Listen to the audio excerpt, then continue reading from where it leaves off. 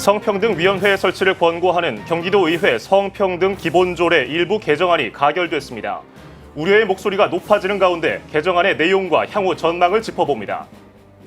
부천시가 성평등 기본조례 일부 개정안을 논의하고 있는 가운데 부천시 기독교 총연합회와 65개 단체들이 개정 조례안에 반대하고 나섰습니다.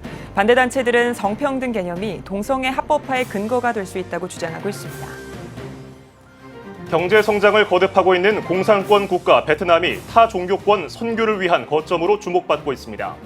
오늘부터 시작되는 베트남 선교기획 첫 순서로 베트남 선교의 의미에 대해 알아봤습니다.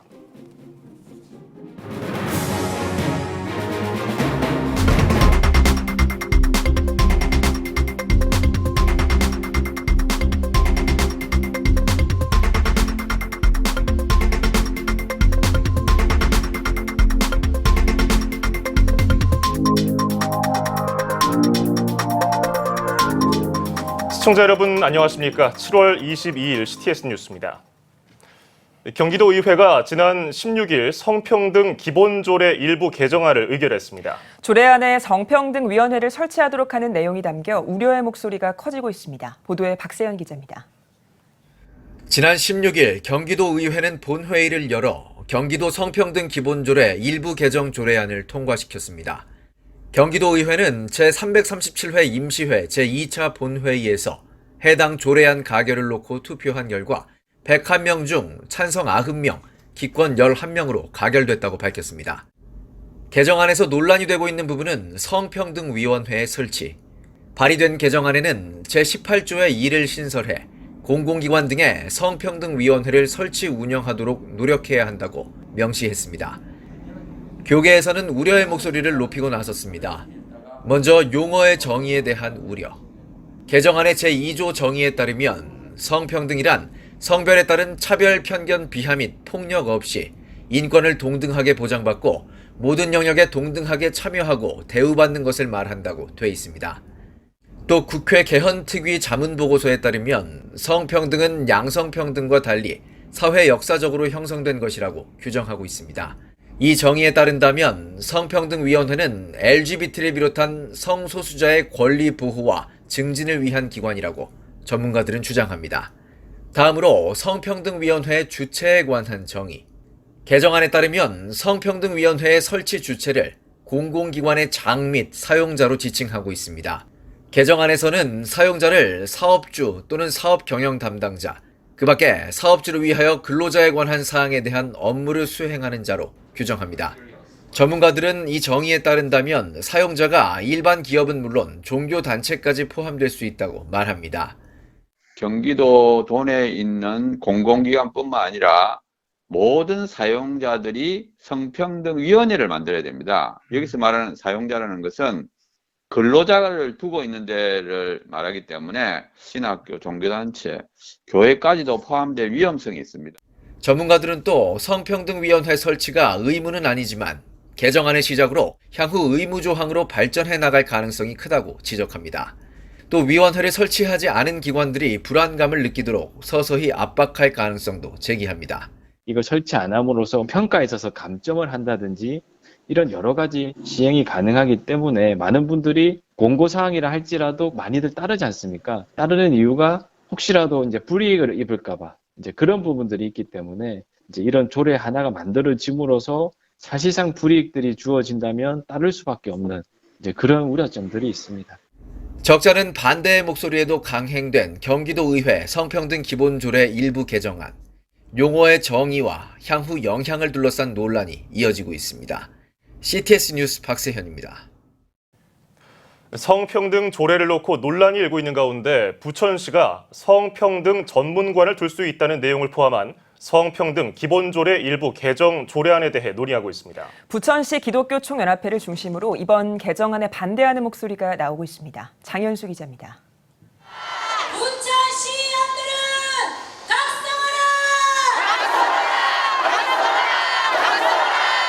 성평등과 양성평등의 차이를 주장하는 피켓이 거리에 늘어섰습니다.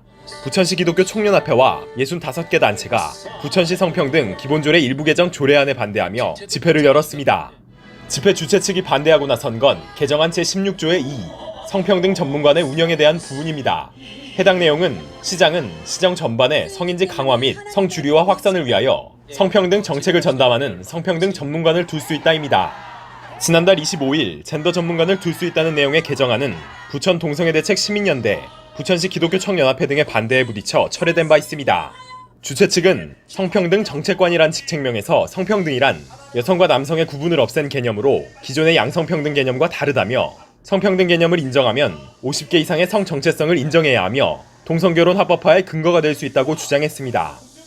부천시 기독교 총연합회 1300교회 이름으로 반대합니다. 반대합니다. 반대합니다. 우리 시민들의 마음을 읽어 주시기를 바랍니다. 집회 참가자들은 성평등 기본조례 개정안 철회와 양성평등 기본조례 개정을 주장하는 한편 남녀평등 정책 실시를 촉구했습니다. 또 동성애에 대한 반대 입장을 분명히 밝히기도 했습니다. 부천시가 성평등 기본조례 개정안을 통과시킬지 주목되는 가운데 결과에 따른 개정안 반대 단체들의 움직임에도 귀추가 주목되고 있습니다. CTS 뉴스 장현수입니다. CTS 뉴스 특별기획 영적 부흥으로 자립하는 교회 시간입니다.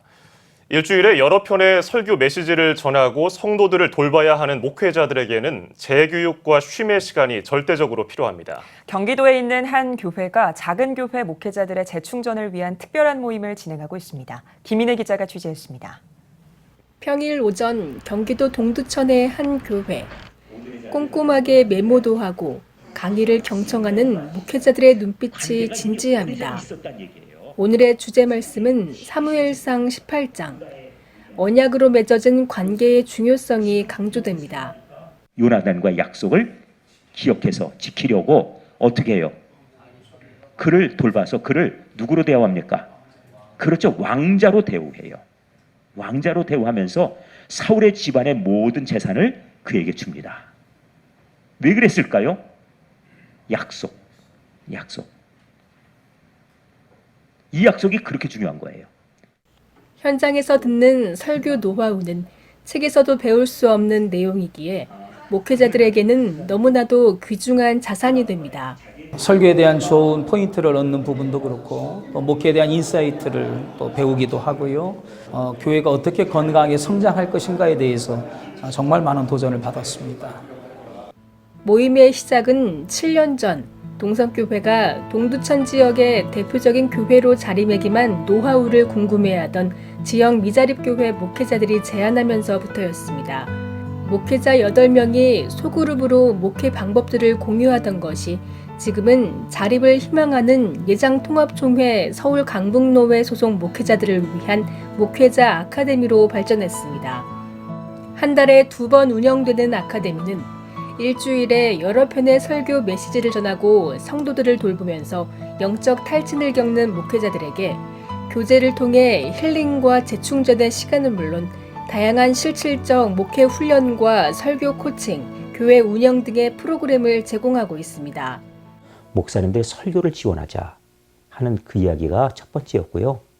두 번째는 동성교회가 부흥했으니까 부흥한 그것을 가능하면은 지금 이제 어려운 목사님들, 어려운 교회들과 함께 나누자고 하는, 목사님들이 목회 현장에서 너무 지쳐있고 힘들어하는 그런 상황 속에 격려하고 서로 함께 교제하면서 위로하는 그런 뜻이 들어있었습니다. 그것을 지금 7년째 하고 있죠. 아카데미는 목회 훈련만 있는 것은 아닙니다. 국내외 선교지를 방문해 선교의 동향과 열정, 열매들을 직접 확인하면서 선교에 대한 견문을 넓히는 훈련도 함께 진행하고 있습니다. 가을에 우리 그 멤버들 전원이 그 유럽 쪽에 성지순례를 다녀왔습니다. 이런 일 같은 경우는 사실 김정일 목사님이 추진을 하지 않았다고 한다면 저는 불가능했을 거라고 생각을 해요. 그것을 통해서 우리가 또 견문이 넓어지고 또 쉼을 얻기도 하고 서로 함께 어떤 나눌 수 있는 어떤 그런 것들이 좀 많이 생겨나는. 무엇보다 주목할 것은 아카데미를 통해 목회자들은 교회 자립과 부흥에 대한 의지를 갖는다는 점입니다. 바로 수평 이동으로 인한 무분별한 성장이 아닌 영적 부흥을 목적으로 한 건전한 교회 성장이어야 한다는 김정현 목사의 철학에서 비롯된 겁니다. 지금 어디에나 지금 힘들어하는 목회자들 같이 있거든요. 그쪽으로 시선을 좀 돌려주었으면 좋겠다 하는 그런 바람이 있어요. 이것이 꼭 어떤 한 교단의 문제만 아니라 이 한국교회 전반에 각 지역에 그래도 중심되는 교회가 주변에 있는 교회들을 보살피고 좀 품어줄 수 있다면 더 따스한 목표 환경 그리고 함께 지역사회가 연합하는 연합운동까지 더 효과적으로 이 일이 바탕이 될 수 있지 않을까. 작은 교회의 자립을 돕고 목회자들에게 재교육과 쉼의 시간을 제공하기 위한 작은 모임이 한국교회 상생의 원동력이 되고 있습니다. CTS 뉴스 김인혜입니다. 베트남은 인도차이나 반도에 위치한 국가로 주변에 라오스나 미얀마, 캄보디아 등 타 종교권과 인접한 국가입니다. CTS 뉴스에서는 오늘부터 한 주 동안 베트남 복음화를 위한 선교 기획을 준비했습니다. 오늘은 첫 시간으로 베트남이 선교 대상 국가로 주목받는 이유를 알아봤습니다. 김덕원 기자입니다. 1억에 가까운 인구, 한반도의 1.5배에 달하는 기다란 나라 베트남. 베트남은 최근 경제 성장으로 세계인의 관심을 모으고 있지만 기독교적으로 과거 아픈 역사를 간직하고 있는 나라입니다. 1975년 4월 베트남 공산화 이후 모든 교회는 폐쇄되거나 국유화됐으며 당시 크리스천 가운데 상당수가 순교당하거나 추방당해야 했습니다. 현재까지 종교법 35조와 51조에 의해 선교 활동이 엄격히 제한되어 있는 나라.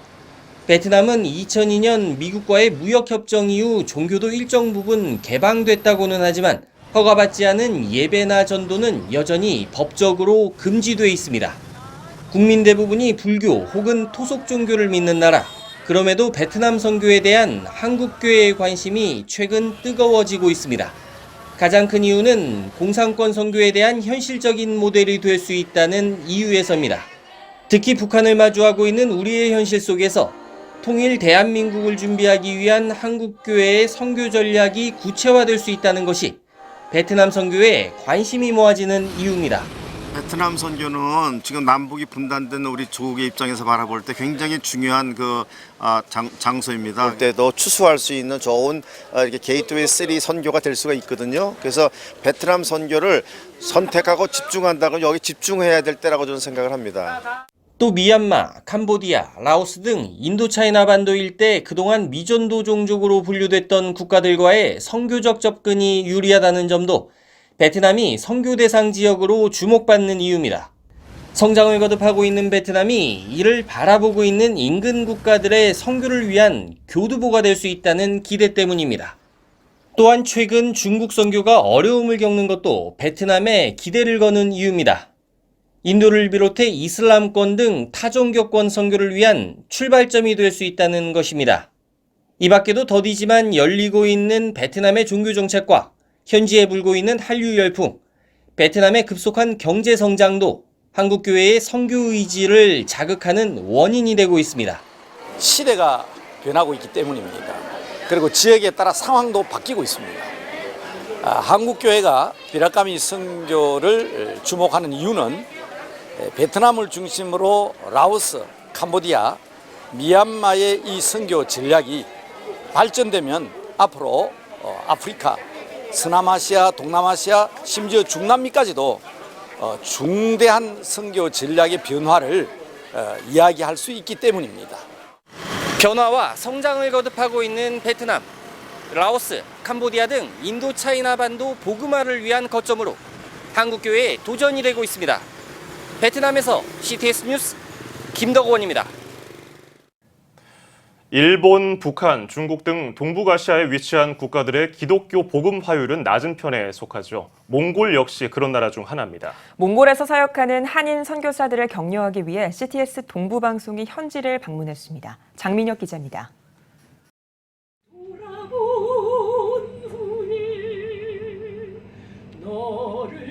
몽골 땅에 토기장이 찬양이 울려 퍼집니다.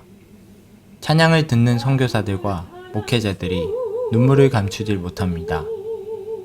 지난 4일 몽골 울란바토르 제2호텔에서 진행된 선교사 세미나 현장입니다. 국민 300만 명 중 약 85% 이상이 라마 불교를 숭배하는 몽골. 한때 3%에 달했던 기독교의 비율은 최근 1.2%로 감소한 추세입니다. 얼마 전에 몽골 정부에서 몽골의 공식 종교 3가지를 발표를 했습니다. 이슬람교, 그다음엔 무속 종교, 그리고 라마 불교.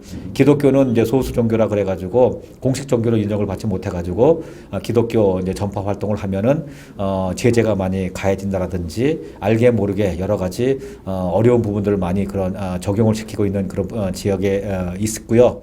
몽골 정부의 제재 속에서 힘들게 사역하는 선교사들을 응원하기 위해 CTS 동부방송 운영이사단은 울란바토르에 방문했습니다.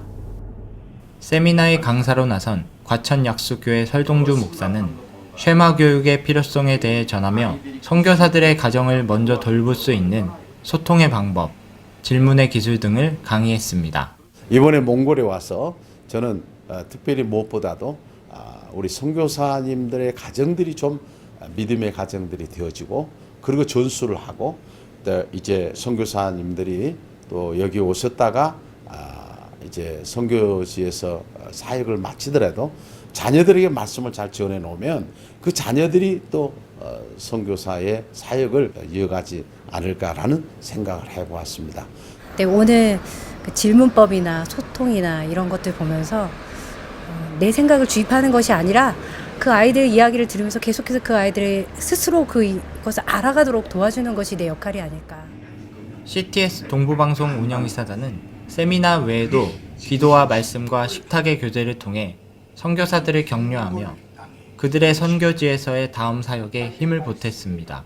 이제 하나님의 후예들로 이들을 일으켜서 땅끝까지 복음으로 정복하는 그러한 하나님의 사람들로 여러분에게 그 위대한 사명을 맡기셨습니다.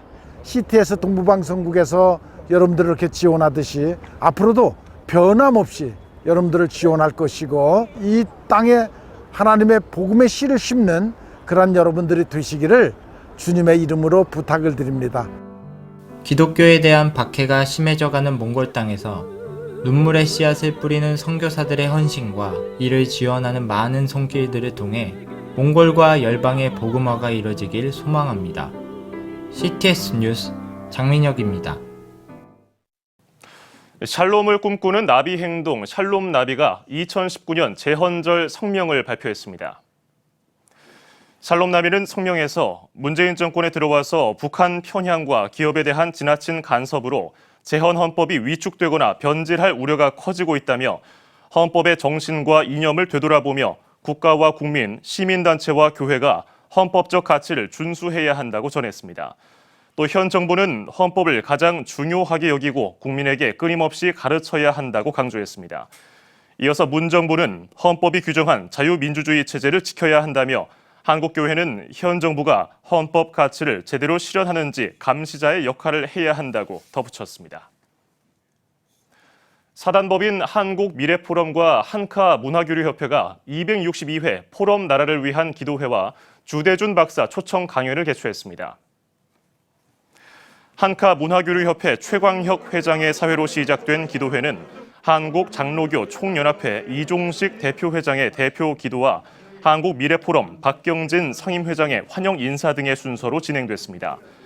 이어서 전 카이스트 부총장 주대준 박사는 특별 강연에서 우리가 모두 나라를 위해 끝없이 기도하고 요셉과 같이 달려가야 한다며 복음으로 세운 국가답게 사명과 비전을 가지고 다른 나라를 복음으로 세워나가야 할 것이라고 전했습니다. 세계교회협의회와 한국기독교교회협의회, 한국기독청년협의회가 정의와 평화의 순례를 개최합니다. 평화로 걷다를 주제로 열리는 순례 행사는 광주와 노글리 등 우리나라의 아픔과 갈등의 현장을 방문하는 일정으로 진행될 예정입니다. 또 경기도 파주에 있는 비무장지대에서 평화를 위한 기도회도 마련할 계획입니다. 한국기독청년협의회는 기독 청년들이 분단의 땅에 모여서 정의로운 평화를 위해 기도하는 자리가 될 것이라며 한반도의 평화 문제는 세계가 함께 노력해야 하는 과제라는 걸 깨달을 수 있는 프로그램을 기획하고 있다고 밝혔습니다. 정의와 평화의 순례는 다음 달 7일부터 12일까지 진행됩니다. 초대 기독교인들의 일상이 담긴 고대 파피루스 문서 조각이 발견됐습니다. 이 문서는 스위스 바젤 대학교 고대 문서 수집본으로 기원전 230년경 그리스 로마 시대 이집트에서 아리아누스가 가족에게 보낸 편지로 알려졌습니다. 편지에는 너의 삶 속의 모든 것이 이루어지길 기도한다는 말과 주님 안에서 평안하길 바란다 등 기독교적 정서가 담겨 있는 것으로 전해졌습니다. 바젤대학교 사비네 휴보너 교수는 편지 작성자에게 기독교적 정서가 있다는 것에 의심의 여지가 없다며 신약성서를 통해서 우리에게 익숙한 기독교인들만의 형식이라고 전했습니다. 중국 당국이 산둥성 리니시에서 합법적으로 운영되던 교회들을 파괴했습니다. 중국의 종교 자유와 인권을 다루는 언론 매체인 비터 윈터에 따르면 국가 종교 사무국 사찰단이 베이징 소속 고위 간부들이 방문할 것을 대비해서 산둥성 지역 종교 시설을 탄압하는 캠페인을 실시했다며 그 결과 갖가지 허황한 이유로 교회 3곳이 파괴됐다고 보도했습니다. 또 중국 당국은 건축 법규 위반과 교회 건물이 높다는 이유로 교회를 파괴했으며 심지어 교회 건물이 정부의 건물보다 호화스럽다는 이유로 파괴됐다고 밝혔습니다. 이어서 교회 철거 과정에서 위협과 협박이 있었으며 중국 당국이 주장한 파괴 이유에 대한 명확한 근거가 없었다고 덧붙였습니다. 미국 프랭클린 그레함 목사가 성적 지향과 성 정체성 등의 내용이 포함된 평등 법안이 통과되면 기독교인과 교회에 재앙이 될 것이라고 경고했습니다.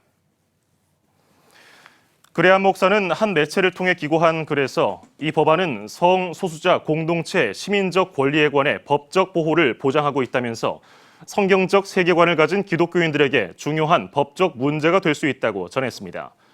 또 이 법안은 교회를 비롯해서 신앙을 바탕으로 한 비영리기관이나 경쟁 스포츠 종목에 재앙과 같은 결과를 가져올 것이라면서 신앙 고백에 따라 인력을 고용할 수 있도록 한 모든 법적 보호를 잃게 될 수도 있다고 우려했습니다.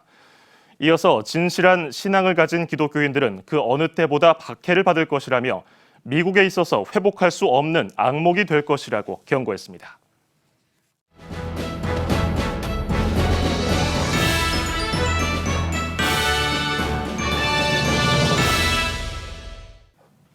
전국 각지역별 네트워크 뉴스입니다. CTS 부산방송 운영위원회가 대연교회에서 제4회 CTS 부산 국제성경암송대회를 열고 CTS 부산방송 사옥을 마련하기 위한 기도 말씀 영성 집회를 가졌습니다. 사흘 동안 진행된 이번 집회에서는 특별히 오는 11월 부산에서 열릴 제4회 CTS 부산 국제성경암송대회를 앞두고 대회 발대식을 열어 말씀으로 결의를 다졌습니다. 부산 국제성경암송대회를 앞두고 저희 CTS 부산방송 운영위원회가 먼저 영적으로 준비하기를 원해서 이렇게 기도 말씀 집회를 지금 갔습니다. 특별히 오늘 새롭게 우리 선임되는 운영위원들도 계시고 또 새롭게 선임되는 우리 총무단 여러분들을 비롯해서 하반기에 더욱더 기대가 되고 예수비전교회 안희환 목사가 강사로 나서 예수 믿는 우리는 예수의 이름이라는 엄청난 가치를 가지고 사는 사람들이라며 참석자들에게 은혜의 말씀을 나눴습니다. 사단법인 한국기독실업인회 CBMC가 파주집회 창립대회를 열었습니다. 말씀을 전한 거룩한 빛 운정교회 정성진 목사는 기독실업인으로서 바나바처럼 정의롭게 돈을 벌고 공의롭게 물질을 사용해야 한다며 파주에서 교회와 사람을 세우는 CBMC 회원들이 되길 바란다고 전했습니다. 이어 파주 CBMC 신임회장 조영삼 대표는 파주 지역의 구제와 의료, 교육 등 CBMC의 지원이 필요한 분야에서 도움을 줄 수 있도록 최선을 다하겠다고 포부를 밝혔습니다. 파주 CBMC는 파주시 복음화와 일터 사역을 위한 5개 집회 설립을 목표로 활동해 나갈 예정입니다. 제주 하늘사랑교회가 인천 숭의교회 이선목 목사를 초청해 소망의 날개 말씀 콘서트를 열었습니다. 이선목 목사는 제주도 순례길, 나 오직 주님만 사랑해 등의 앨범 수록곡을 선보이며 목회자로 살아가면서 경험한 하나님의 은혜와 말씀을 노래로 고백했습니다. 또 찬양을 통해 신앙이 바뀌고 새롭게 부흥하는 역사가 제주 지역에 나타나길 바란다고 전했습니다.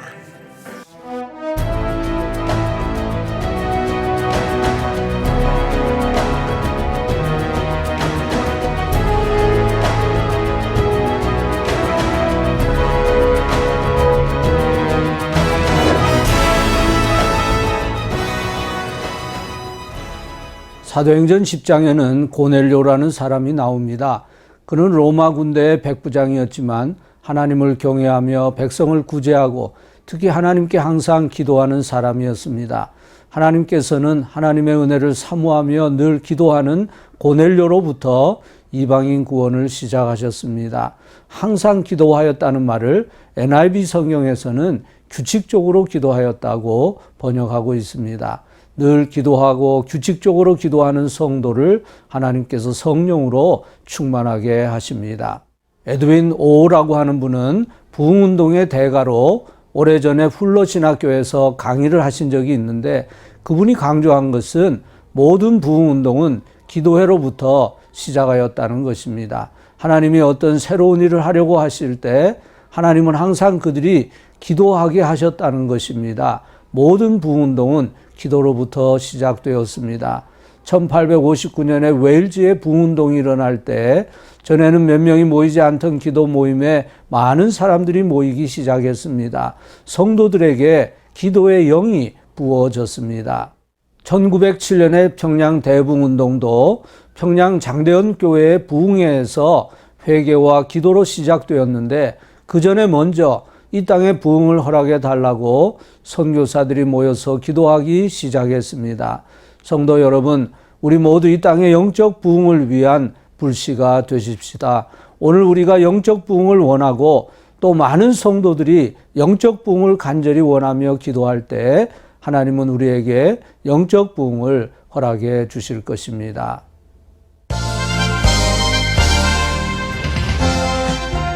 여러분은 지금 CTS 뉴스를 시청하고 계십니다.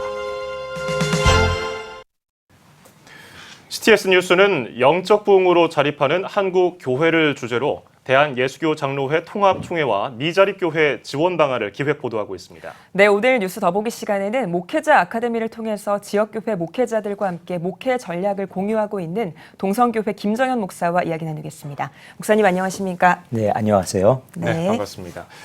목사님, 한국 교회가 여러 가지 급속한 성장을 이루면서 그 이면에는 양극화가 극심해졌다는 평가도 있거든요. 지금 한국 교회 현황은 어떻고요? 우리가 뭘 집중해야 될지 좀 살펴볼까요? 최근 우리 교단 총회에서 확인한 바로는 교인 200명 이하의 교회가 80% 정도로 많이 늘어나고 있다고 하는 소식을 들었습니다. 네. 이것은 교회의 일종의 부익부 빈익빈이 되는데 이 중소형 교회의 교회학교가 붕괴되어 가고 교회 운영에도 상당히 어려워질 뿐 아니라 교회 미래가 어둡다는 쪽이죠. 교회 생태학을 다시 바꿔야 될 필요가 생겼습니다. 그렇군요. 한국교회 자립대상 교회를 위한 다양한 지원이 이루어지고 있습니다만 보다 근본적인 대책이 필요하다라는 목소리도 나오고 있거든요. 그래서 예장통합총회에서 자립대상 교회를 지원하는 프로젝트에 많은 사람들이 주목하고 있는데요. 어떤 것들이 있습니까? 지금 총회에서는 동반성장위원회를 통해서 지금 미자립교회, 자립대상교회들을 후원하고 또 훈련하는 프로그램을 갖고 있습니다. 또 훈련원을 통해서 목회력 강화와 영성 강화를 위해서 수많은 강좌와 그리고 훈련을 시키고 있습니다. 그것뿐만 아니라 또 여러 가지 많은 그 연계를 통하여서 지원하는 그런 일들을 지금 계속해서 기획하고 있지요. 네. 그렇군요. 지역교회를 섬기는 동성교회 사역, 앞서서 뉴스 보도를 통해서도 저희가 알려드렸는데요. 목회자 아카데미를 진행하고 계세요. 그 계기하고 배경은 어떻게 되는지도 궁금하네요. 아주 우연치 않은 일이었습니다. 우리 교회가 제가 부임할 때 약 200명 정도 되었는데 한 1,500명 정도 이렇게 교세가 늘어났다는 소식과 함께 노회 목사님들이 그 성장 비결이 궁금하다고 하는 질문에 그저 같이 나누자는 취지로 시작했었는데 네. 이것이 월 2회 정기 모임이 되고 말았어요. 그러면서 그 안에서 이 목회에 대한 수많은 이야기들을 같이 나누다 보니까 아카데미 형태로 자연스럽게 구성이 되어버렸습니다. 네. 그렇게 출발한 목회자 아카데미인데요. 어떤 것들이 있는지 좀 자세하게 더 이야기를 들려주시겠어요? 네, 7년 동안 꾸준하게 한 달에 2번씩 모임을 가졌습니다. 네. 제일 먼저 목회에 관한 수많은 일들을 같이 나누고 목회 정보도 나눴고 무엇보다 중요하게 생각한 것은 설교에 대한 코칭입니다. 설교자로서 훈련되는 어떤 그런 과정들 이런 것들을 다시 한번 점검하는 것이었죠. 네. 거기다 또 중요하게 본 것이 목회자들의 그 목회 현장에서 겪고 있는 수많은 상처들 치유하고 그리고 격려해 주는 것. 또 그 속에서 앞날에 함께 서로 목회 동반자들로서 형제의식을 가지고 네. 함께 격려하는 그런 모임으로서 목회자 아카데미가 지금 역할을 하고 있습니다. 네. 예. 오랜 기간 동안 목회자 아카데미를 이어오셨는데 뭐 앞서 말씀해 주신 것처럼 목사님 뭐 어려움으로 인한 상처를 좀 치유해 준다 이런 말씀해 주셨어요. 실제로 목회자들 반응은 좀 어떻고요? 실제로 그 변화를 좀 체감하셨는지도 궁금합니다. 네, 그렇습니다.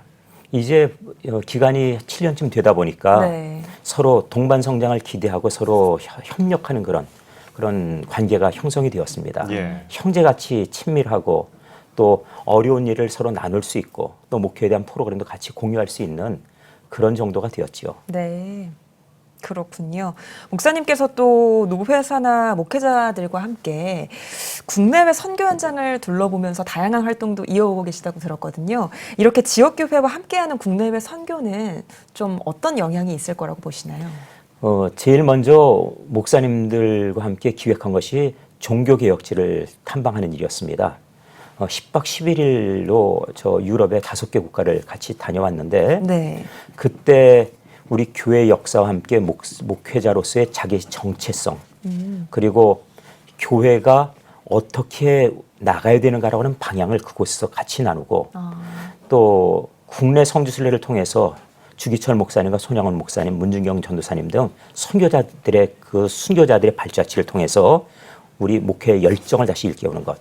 또 필리핀에 다녀오면서 이번 선교대를 통해서 다시 한번 한 영혼이 얼마나 소중한지 네. 그런 것들을 같이 나눴습니다. 아, 그러셨군요. 필리핀 선교 사역에 대해서 조금 더 자세히 또 들어볼 수 있을까요? 이번에 서울 강북로에 함께 목회자 아카데미가 협력하여서 120명의 성도들이 또 목사님들 39명과 함께 다녀오게 됐습니다.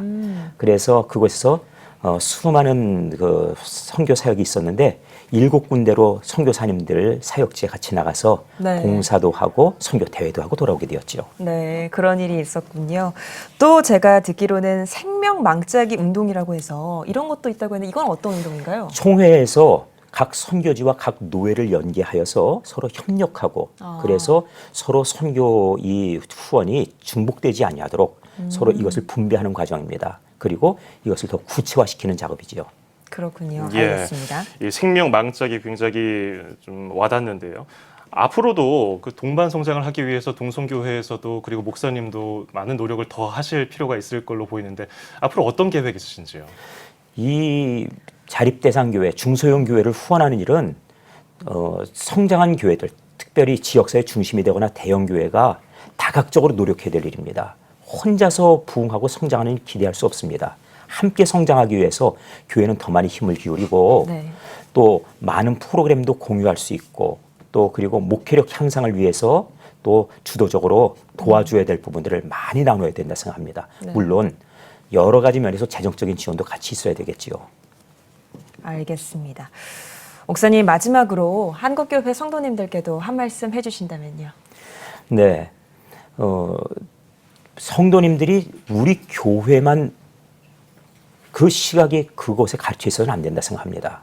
기도할 때 어려운 교회도 돌아볼 줄 알고 네. 내가 살고 있는 거주지 지역에 있는 교회들에서 같이 기도할 수 있는 그런 목회적인 그런 어떤 안목 속에서 가르치고 성도들은 그것에 따라서 같이 한국교회가 같이 부흥하도록 지역의 성시화를 위해서나 또 아니면 그 복음화를 위해서 같은 한 마음으로 연합운동에도 동참하는 그런 마음들이 있어야 된다고 생각합니다. 네, 예. 알겠습니다. 지금까지 해오신 그 목회자 아카데미 활동 앞으로도 잘 더 부탁드리고요. 오늘 말씀 잘 들었습니다. 네. 자, 오늘 뉴스터 보기 시간에는 목회자 아카데미를 통한 지역 동반 성장에 앞장서고 있는 동성교회 김정현 목사와 함께 이야기 나눴습니다. 오늘 고맙습니다.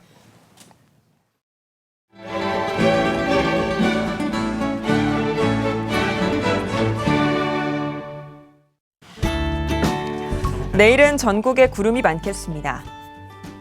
아침 최저 기온은 24도에서 27도, 낮 최고 기온은 24도에서 34도가 되겠습니다.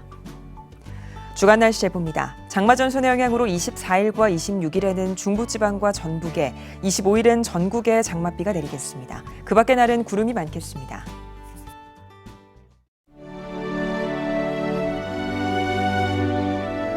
백만인 기도운동에 새롭게 참여하신 분들입니다.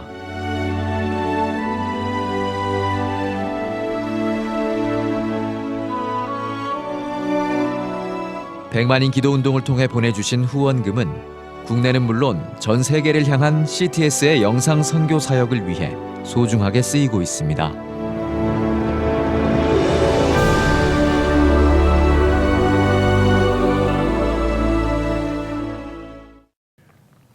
CTS 뉴스 오늘 순서 여기까지입니다. 시청해주신 여러분 고맙습니다.